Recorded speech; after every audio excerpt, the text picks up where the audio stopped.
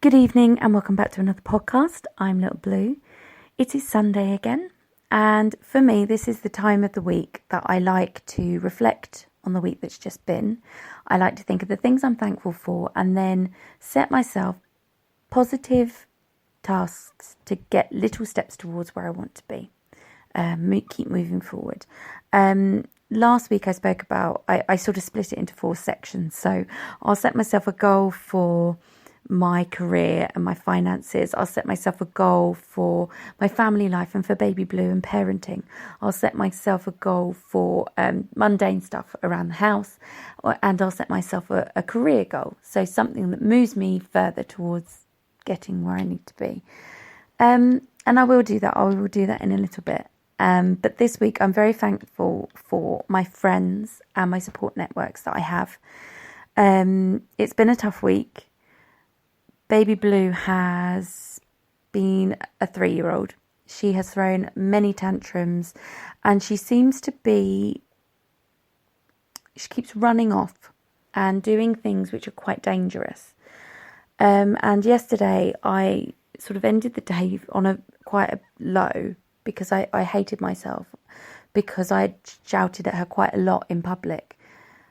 And it's not something I do. I'm not somebody that does shout, and sort of recently I've been very stressed and I'm finding myself telling her no a lot and having to shout at her. But I spoke to a friend about it and I asked how she managed it if her children were to do that.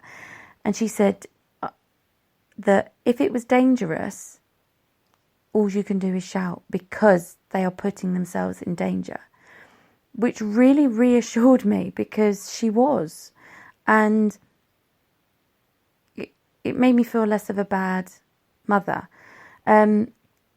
She keeps hiding as well, is another one. She will be in a cafe and she'll just jump down from the table and go and hide somewhere. And the panic that I'm going to lose her, I have to keep my eye on her 24/7. People have suggested reins for her, but she's very clever and can get out of them. So it is very tricky, but I listened to a podcast while I was doing the washing up yesterday, and it was a lady speaking to Fern Cotton about her approach to parenting and how you should come down to their level and think of the situation from their point of view. She's written a book. I can't remember the name, but it's something along the lines of the book you wish your parents had read and your children will thank you for, or the other way around, something along those lines. And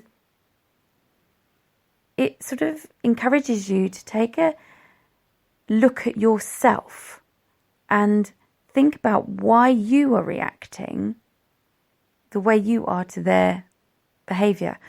And after listening to her, I sort of took a step back and I thought back to the situations that we just experienced. And I think a lot of it was justified because I was shouting at her through fear. However, a lot of it probably could have been handled a lot better.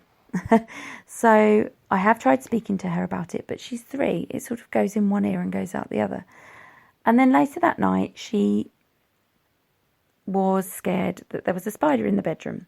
So I showed her the whole bedroom that there was no spider, but she kept going on and on and on.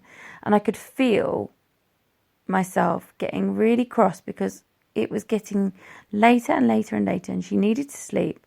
I needed to sleep, and she was just going on about this spider, and there was no spider. And in the end, I just had to take a deep breath and walk away.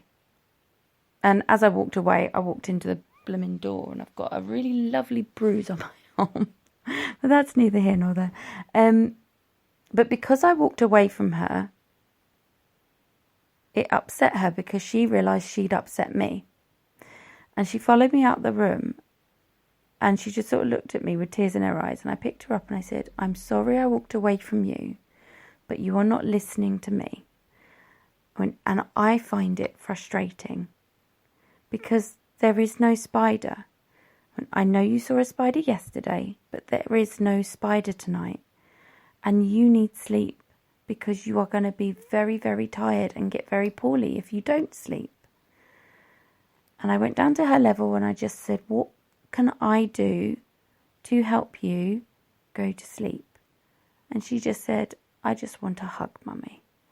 So I gave her a lovely long hug. And as I gave her a hug, I could just feel her drifting off in my arms. So laid her down, we had a hug, and she went to sleep. And it's because I think as parents, we sort of take it on board to find the solutions ourselves, when sometimes it is as simple as asking them, what can I do for you? But there was me going around shaking out duvets and showing her underneath the bed and shaking the curtains to show her there's no spider on it and things like that. And all I needed to do was say, what do you want? And all she wanted was a hug. That simple. And she went to sleep and had a good night's sleep. So that in itself made me feel better, because Fern was talking about things she'd done and things she knew her friends had done. And it's like we all do the same thing. We are all in the same boat. None of us know how to react. And when you're getting used to being a parent yourself, let alone a single parent yourself, it takes something. It does take a situation to show you, hang on a minute, that wasn't a good way to handle it. And now, if I do it, if I do snap, if I do get overly stressed with her, I apologise. And one thing that this lady talked about quite a lot is to don't hide your emotions all the time. So if you are sad, show them you're sad. And it's like my outreach worker said to me as well. She said, if you are sad and you need to cry, don't hide it from her. Because they learn how to handle negative emotions by seeing us handle them. And if they see us fighting back tears and bottling it all up, then that's what they're going to think is right and healthy to do.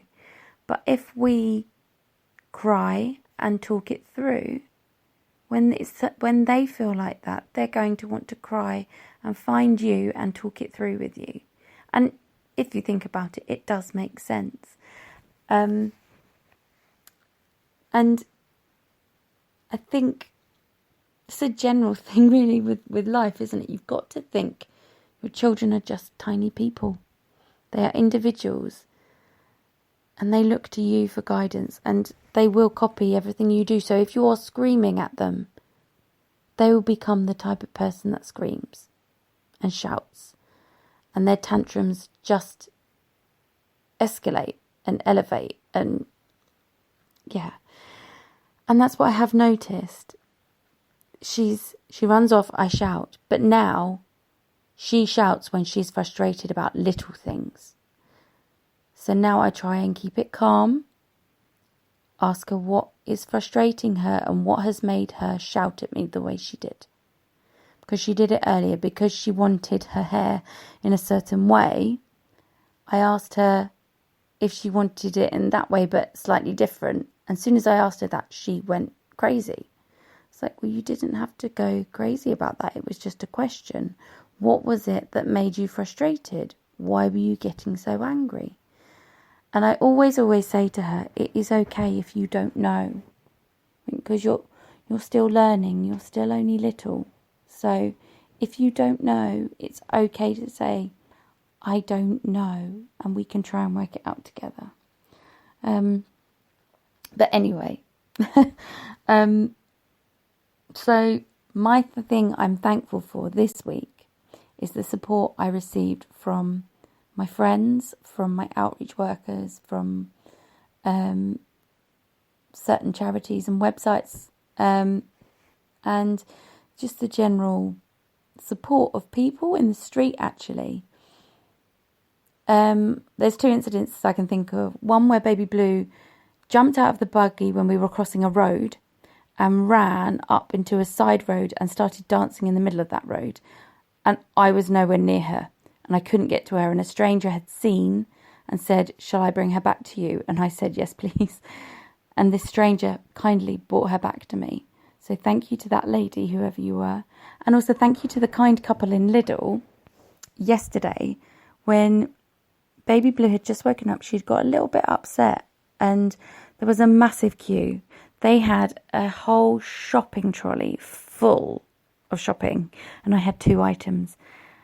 And they started piling it on. They turned around and she said, the wife just looked at me and said, please go ahead of us. You've only got 2 items and we're going to be here forever. So I was so grateful because it meant I was next in the queue and I could literally just pack it up and go. And I think I must have said thank you about 4 times to them because I was so grateful, because if I'd have had to wait in that queue, Baby Blue's mood could have gone one or two ways. She could have gone back to sleep, or she could have got frustrated because she was being made to wait somewhere rather than seeing us going home, going to the park, going wherever. So I'm so grateful to them for seeing me, seeing my situation and saying, well, if I've only got to do that, she's got 2 items, it's not going to take long, let her jump in. And it's not the first time that's happened to me in Lidl. Somebody when Baby Blue was really poorly with chickenpox, they let me jump the queue because I only had Cowpole, and then they got 3 people to let me jump the queue so I could go first. So yes, there's kind people in this world, and I'm very grateful. If you are one of those people that does go out your way to help a stranger, or does keep your eyes open and see somebody in need, and you actually are brave enough and kind enough to help them, you are the type of person I'm thankful for. You're just like gold dust. You're incredible, and that's what we need, especially in this country at the moment, but the world needs people who are observant and can see struggle and can see a solution, no matter how small, to help a person. It's like a miracle sometimes. That's how it feels to the recipient. It's needed, very much so. You hear stories on the news about how everything is at an all-time low and there's more people on the poverty line and this, that, the other. I can speak for those people because I am on the poverty line, and no, there isn't enough. There is a lot of support and I'm incredibly grateful for that. But there is also a lot of prejudice and a lot of snobbery. And although you are very grateful for the help, you find you have to hide, because people will call you names. They'll call you a sponge. They'll call you a government a benefit leech or something along those lines. But sometimes it isn't a choice. For me, I would love nothing better than to get back to work, and it is something I'm working to do. But right now, there isn't the support that I need to help me get back into work. There aren't jobs who are open to flexible working hours. There aren't jobs who consider parenting roles, so term time roles, or a couple of hours in the mornings while kids are at preschool, because you only get 15 hours free from the government, and that is just mornings when you've got preschoolers. Once they go to school, it's a different kettle of fish. But for parents, single parents especially, it's so needed. And those little kindnesses, if you are a business owner, can change someone's world. And they can make somebody who feels like the scum of the earth feel like a very respected and